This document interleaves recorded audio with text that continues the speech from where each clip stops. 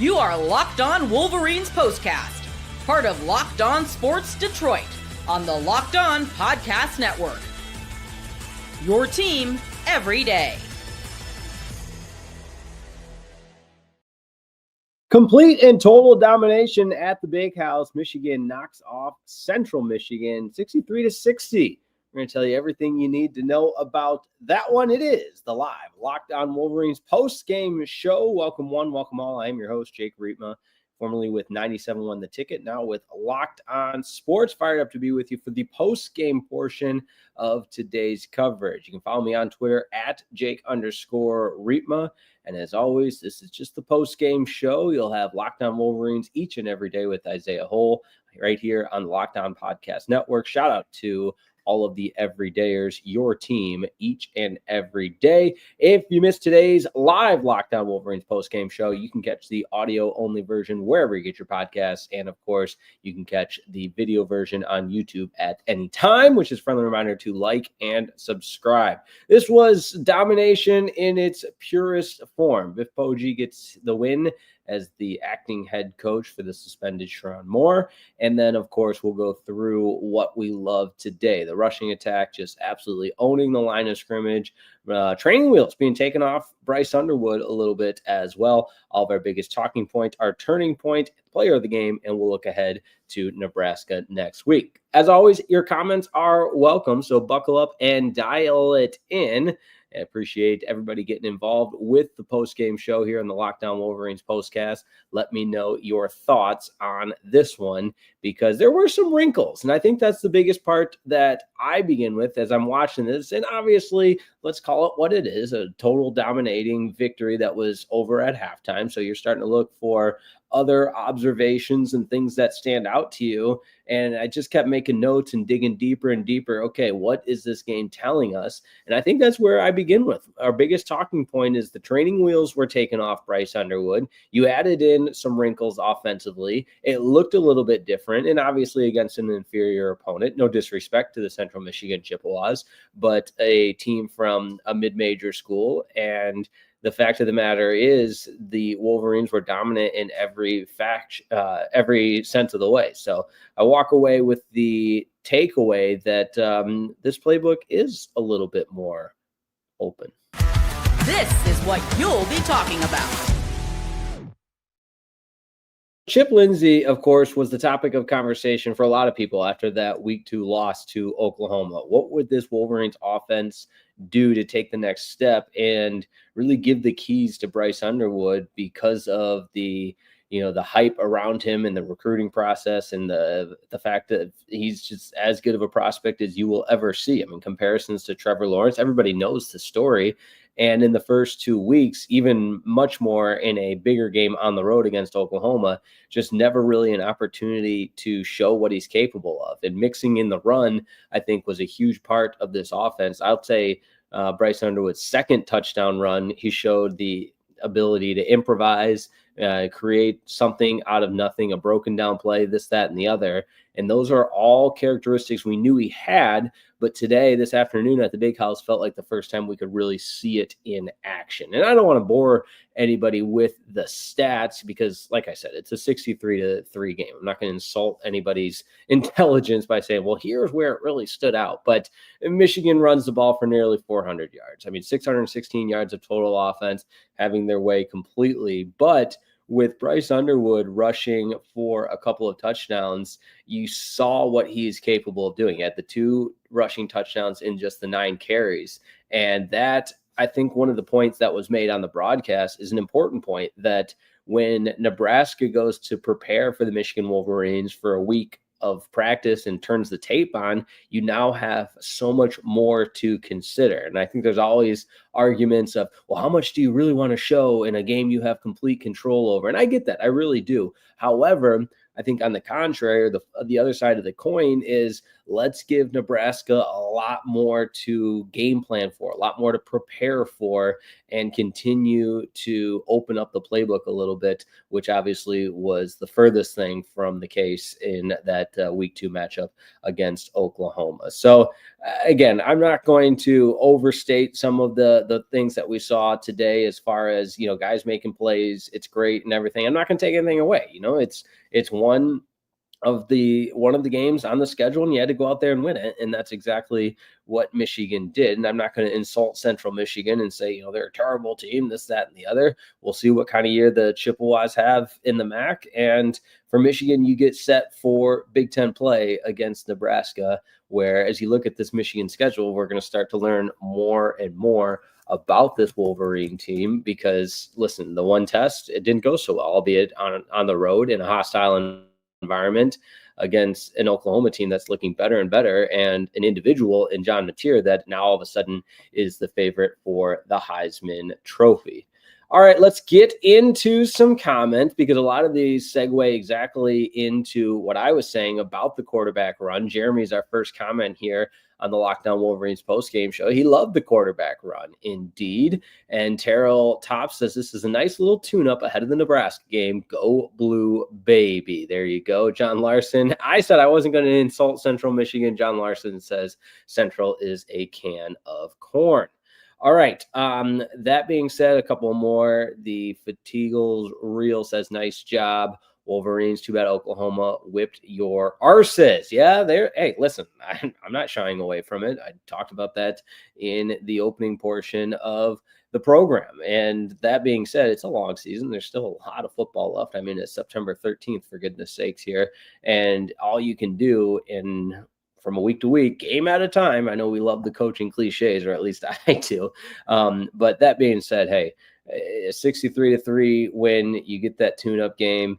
And with the suspension as part of the conversation, as I've been mentioning with Sherrone Moore, you've got all of a sudden now only one game left where Michigan has a situation where they're not being led by Sherrone Moore. And instead, of course, it's Biff Poggi that is leading the way for this Michigan Wolverines team. And he was funny after the game. You gotta love those comments from Biff about saying Bryce Underwood was Batman and he's got a mask somewhere.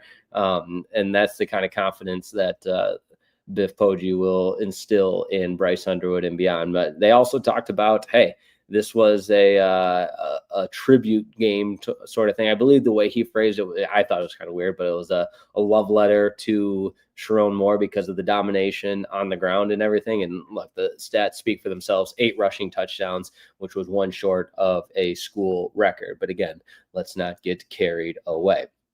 As Mudfit reminds us here, appreciate everybody hitting that like button. That would mean a great deal. That helps the old YouTube algorithm and everything else that goes along with the crazy, everything that goes along with the YouTube algorithm there. So like today's video as we continue to cruise along on a Michigan Wolverines postcast. Don't go anywhere. We'll keep the ball rolling. We'll look ahead to Nebraska, talk a little bit more about the way the defense was really flying around this afternoon at the big house. We'll have our turning point and our player of the game. That's all coming up next on a live Locked On Wolverines postcast.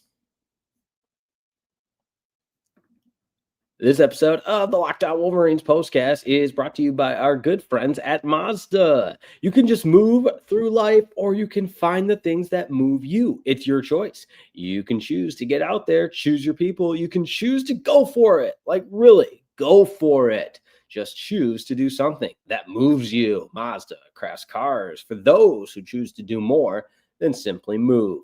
Mazda, move and be moved. Today's episode is also brought to you by Wayfair.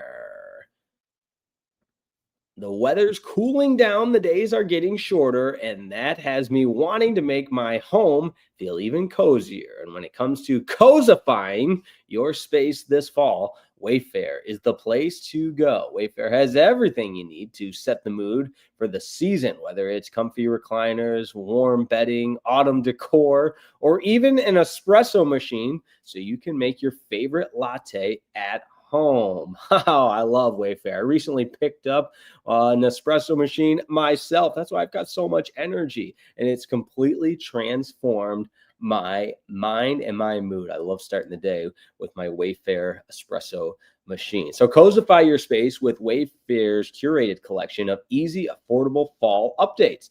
From comfy recliners to cozy bedding and autumn decor, you'll find it all for way less at wayfair.com. That's WAYFAIR.com. Wayfair, every style, every home. This episode of the Locked On Wolverines postcast is also brought to you by Square. Your favorite neighborhood spots run on Square. There are certain businesses that truly make the neighborhood feel like home, whether it's the local sports bar packed on game days, the coffee shop that knows your order by heart, or even the corner deli that's been serving your community for decades. These are the places that bring people together. When neighborhood businesses thrive, the whole neighborhood thrives, and we know that's the case in Ann Arbor. There's no doubt about that. All right, that being said, hey, I love Squares because, listen, the neighborhood runs on Square. Square is a proud partner of more than 4 million neighborhood businesses around the world. You can go to square.com/go/lockedoncollege to learn more. That's square.com/go/lockedoncollege to learn more. But before you do, go support your favorite neighborhood spot. You'll be happy that you did. Square, see you in the neighborhood.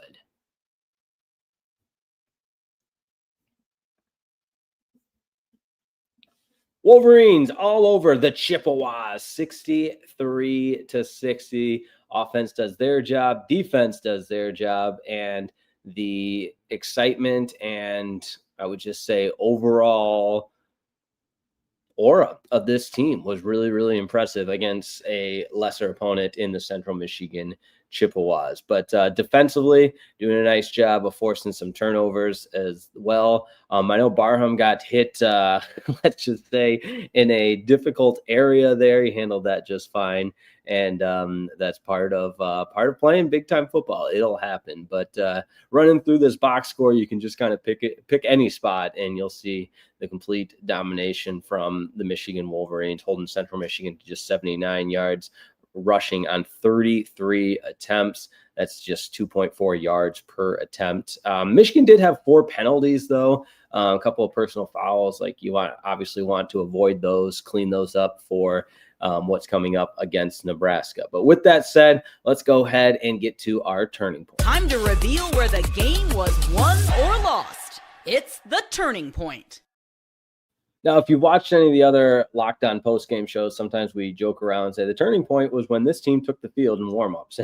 And that was kind of the case again at the Big House. I mean, I think you could say just the way that Michigan took complete control of this game in the first quarter, 14-0, and then outscoring the Chips 21-3 in the second quarter. Again, this game was far and away decided sooner rather than later. And you know, again, that's not to take anything away from Central Michigan, but Michigan opens with a 10-play, 75-yard drive, gets a 3-and-out from Central Michigan, and then goes down and scores in 6 plays and 59 yards, and it's 14-0 before Central Michigan even blinked. Now, I will say the missed field goal from Zavada is a little bit surprising there in the first quarter.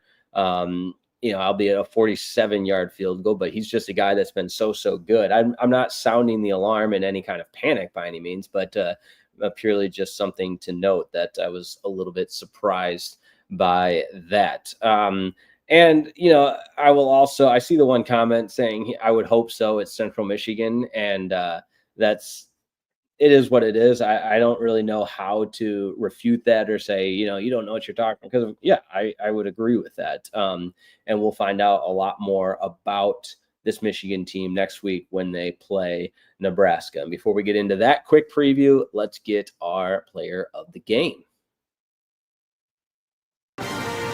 This is the Locked On Player of the Game.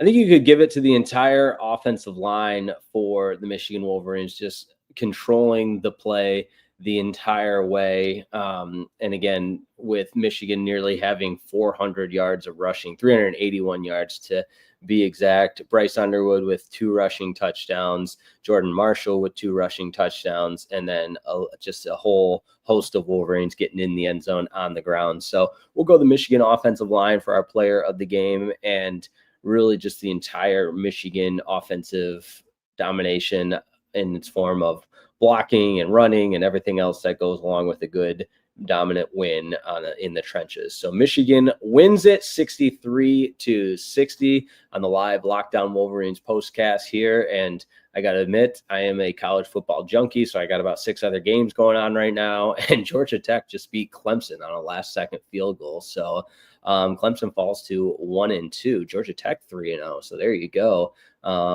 We were sold that Clemson is national championship good, and that does not look like that at all. Wisconsin's getting killed by Alabama. That was another early one. I think the final was 38-14 in that one. But Michigan taking on Nebraska in a week. Looking forward to that. I will say this about Michigan playing Nebraska in Lincoln. There's something about, listen, the Big House, amazing, obviously, just an absolute cathedral in college football. But I think Nebraska deserves a lot of credit. It's cool.